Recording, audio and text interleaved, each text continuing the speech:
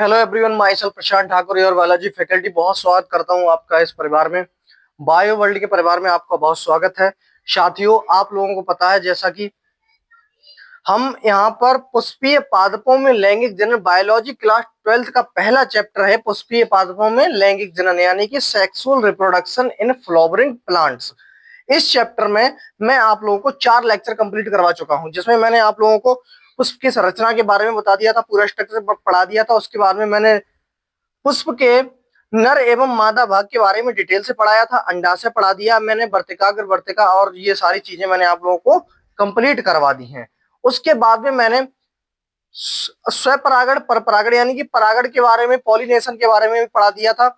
जो चीजें एंड में पढ़ानी चाहिए थी वो मैंने शुरू में इसलिए पढ़ा दी ताकि आप लोग इन चीजों को समझ सकें कि क्या होता है परागकण वगैरह, इसलिए।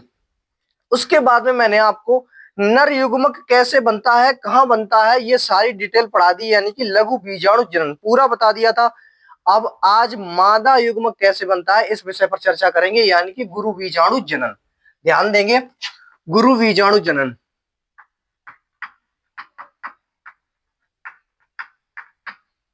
गुरु बीजाणु बनता कैसे है इस विषय पर चर्चा करेंगे।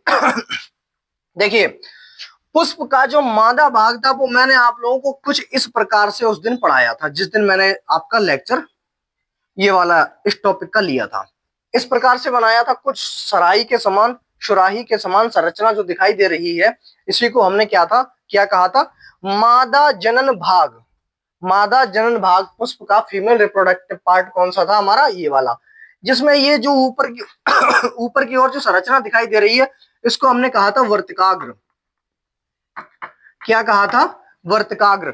ये संरचना वर्तिका हो गई हमारी, वर्तिका। और ये जो फूला भाग था ये हमारा था अंडाशय। अंडाशय, ये तीन चीजें मिलकर ही क्या बना रही थी, पुष्प का मादा जनन भाग। पुष्प का मादा जनन भाग। ये जो फूला भाग अंडाशय आप लोगों को दिखाई दे रहा है, इसके भीतर होता है बीजांड। बीजांड, अंडाशय, ये शब्द कुछ आएंगे, इसमें आप लोगों को कंफ्यूजन नहीं होना है, ठीक है, कंफ्यूज नहीं होना। देखो, बीजांड की संरचना कुछ इस प्रकार से बनी होती है।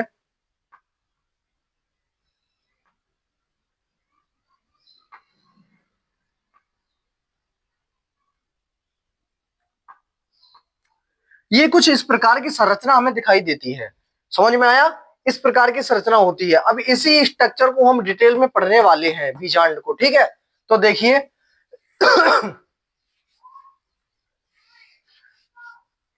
गुरु बीजाणु धानी, ये सारी चीजें पढ़ेंगे।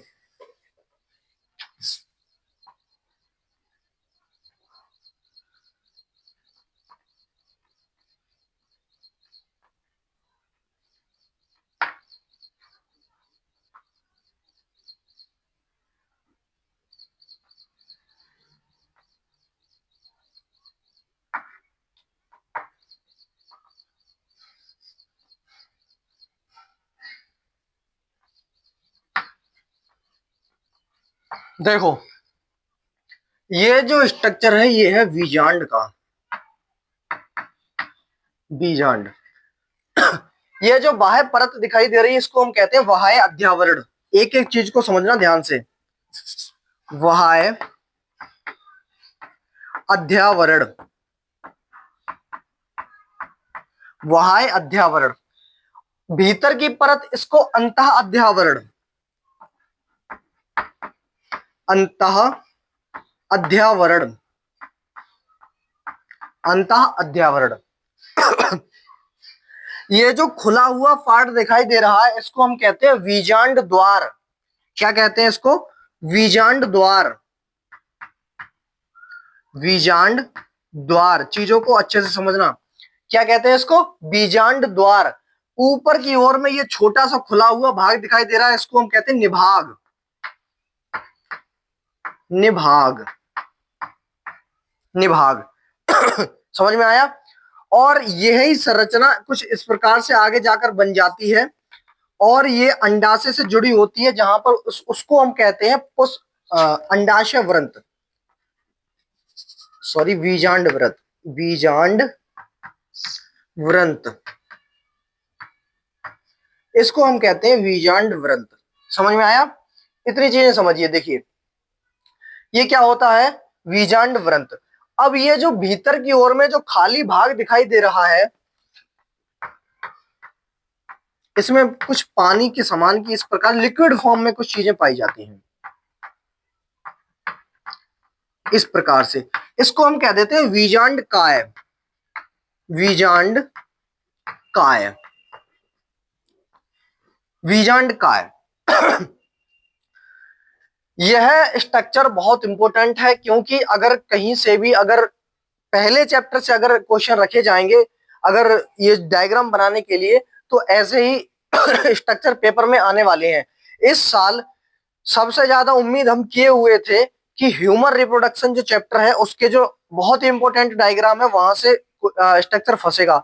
मैं अपनी तारीफ खुद नहीं करता हूं, क्योंकि मैंने जो अपनी पहली वीडियो शूट की थी, पहला लेक्चर जो आप लोगों को प्रोवाइड कराया था, मैंने उसमें ही बता दिया था, जिस दिन यूपी बोर्ड 2026 का रिजल्ट खुलने वाला था, तो उस दिन मैंने खुद बता दिया था कि जो बायोलॉजी के जो स्ट्रक्चर हैं वो मेरे पढ़ाए हुए नहीं फंसे हैं।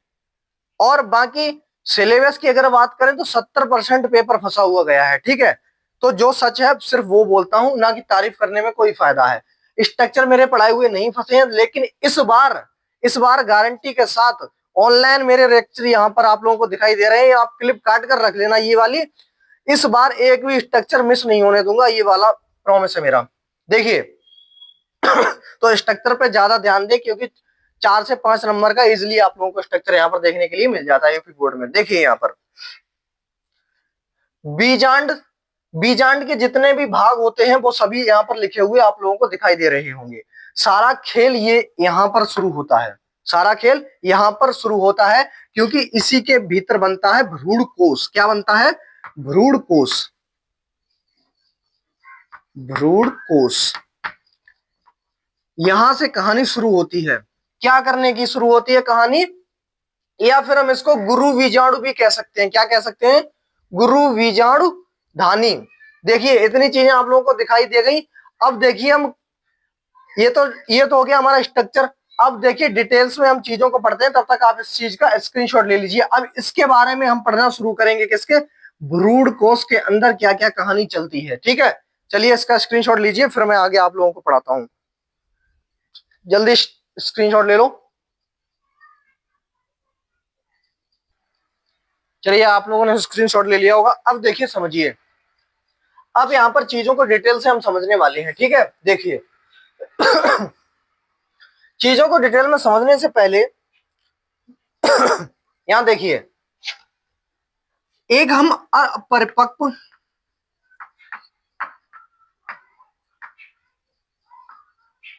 बीजांड, एक अपरिपक्व बीजांड की बात करते हैं। देखिए अभी जो मैंने आप लोग को स्ट्रक्चर पढ़ाया, ये एक परिपक्व था, पूरी तरह मेच्योरिटी इसमें आ चुकी थी कि क्या क्या इसमें चीजें बनती हैं। अब हम यहाँ पर बात करने वाले हैं चीजें शुरुआत कैसे होती है बनने की। एक अपरिपक्व बीजांड आप लेंगे, ठीक है, तो उसमें सबसे पहले जो अभी मैंने आप लोगों को पढ़ाया था, बीजांड काय होते हैं। बीजांड काय, बीजांड काय, यह बीजांड काय क्या करते हैं? विभाजन करते हैं। क्या करते हैं? विभाजन। विभाजन करके एक कोशिका बनाते हैं जिसका नाम होता है प्रपशु कोशिका। प्रपशु कोशिका, कोशिका, ध्यान देना चीजों को। प्रपशु कोशिका बना देते हैं। कौन सी? प्रपशु कोशिका। अब यह प्रपशु कोशिका आगे जाकर विभाजन करती है, और यह कोशिका फिर 2 भागों में विभाजित हो जाती है। कितने भागों में? 2 भागों में। एक होती है हमारी प्राथमिक भित्तीय कोशिका, प्राथमिक भित्तीय कोशिका, कोशिका, और दूसरी होती है प्राथमिक बीजांड जन कोशिका, जन कोशिका। आज का लेक्चर थोड़ा छोटा शूट करने वाले हैं, कोशिका। ठीक है, आज की क्लास थोड़ी छोटी होगी। देखिए प्राथमिक भित्तीय कोशिका और प्राथमिक बीजांड जन कोशिका। देखिए जब मैं आपको लघु बीजाणु जनन पढ़ा रहा था, कुछ कुछ ऐसी कंडीशन उसमें भी हमें नजर आई थी।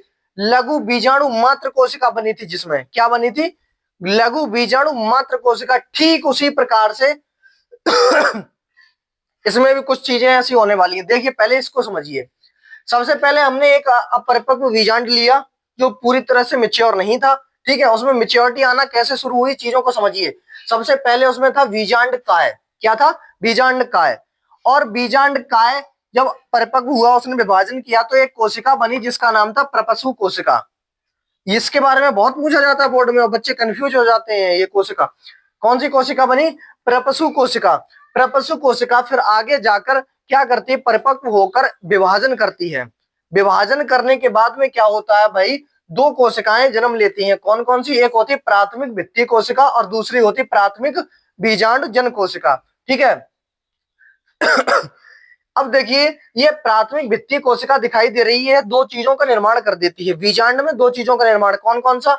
एक तो होता है अंतः अध्यावरण और एक बाह्य अध्यावरण। बाह्य अध्यावरण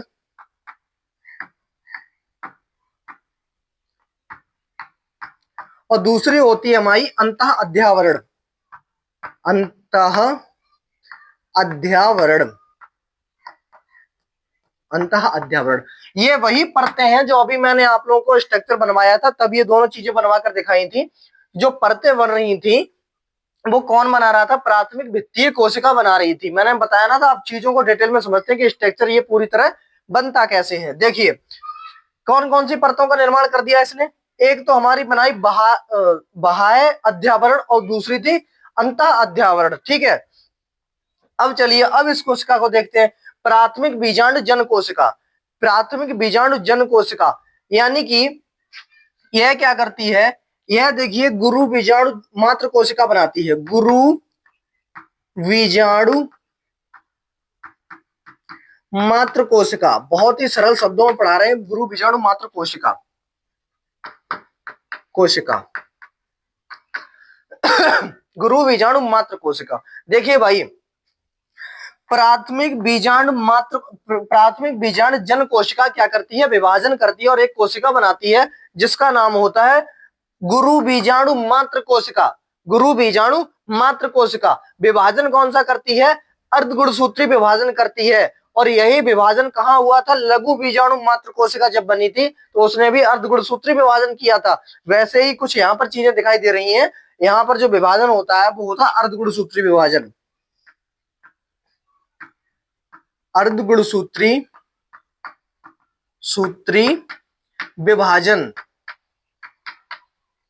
विभाजन। अर्धगुणसूत्री विभाजन कर लिया इसने, ठीक है। अर्धगुणसूत्री विभाजन करने के बाद में यहाँ पर अब चीजें थोड़ा ध्यान से समझेंगे। यह जो गुरु बीजाणु मात्र कोशिका बनाई है, यह कोशिकाएं बनी है 4। कितनी कोशिकाएं बनी है? 4। देखिए चीजों को समझिए यहाँ पर कि तो एक कोशिका है गुरु बीजाणु मात्र कोशिका। अब यह जब अर्धगुणसूत्री विभाजन करके इसने 4 कोशिकाओं का निर्माण कर लिया। भाई ध्यान से समझ रहे हैं यहाँ पे चीजों को, 1 2 3 और 1 4। ये क्या है? गुरु बीजाणु मात्र कोशिका। यहाँ पर इन्होंने 4 कोशिकाओं ने यहाँ पर जो है अपना निर्माण कर लिया है। अब इस 4 कोशिकाओं में 3 कोशिकाएं पूरी तरह से नष्ट हो जाएंगी। यहाँ पर चीजें फिर से समझिए, यहाँ पर चीजें पूरी तरह से नष्ट हो जाएंगी और एक कोशिका मात्र बचेगी जो सक्रिय रहेगी, और इसी को हम कहते हैं भ्रूण कोश। क्या कह देते हैं?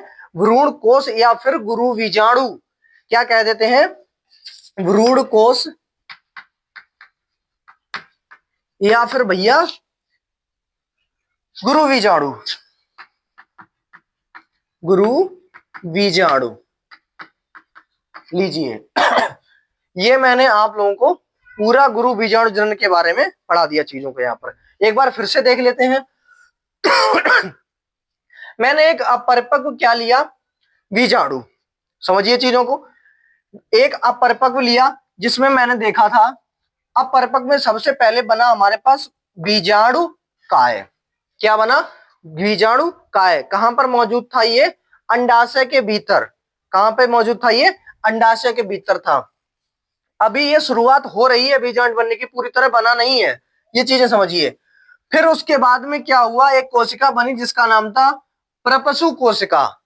प्रपशु कोशिका, प्रपशु कोशिका ने फिर विभाजन करके दो कोशिकाओं का निर्माण कर दिया। कितनी कोशिकाओं का निर्माण कर दिया? यहाँ पे दो कोशिकाओं का निर्माण कर दिया, जिन कोशिकाओं के उन कोशिकाओं को हमने कहा प्राथमिक भित्ति कोशिका और प्राथमिक और ये हमारी कौन सी थी? प्राथमिक बीजाणु जन कोशिका। प्राथमिक बीजाणु जन कोशिका, दो कोशिकाएं हमारी बनाई। अब देखिए क्या हुआ, इसका कार्य अगर कभी पूछ ले कार्य क्या हुआ इसका? कार्य इसका यही है कि यह दोनों परतों को बना देता है। कौन कौन सी? बाह्य अध्यावरण और अंतः अध्यावरण, इन दोनों कोशिकाओं को दोनों परतों को बना देता है। अब इसकी बात करते हैं प्राथमिक बीजाणु जन कोशिका के बारे में।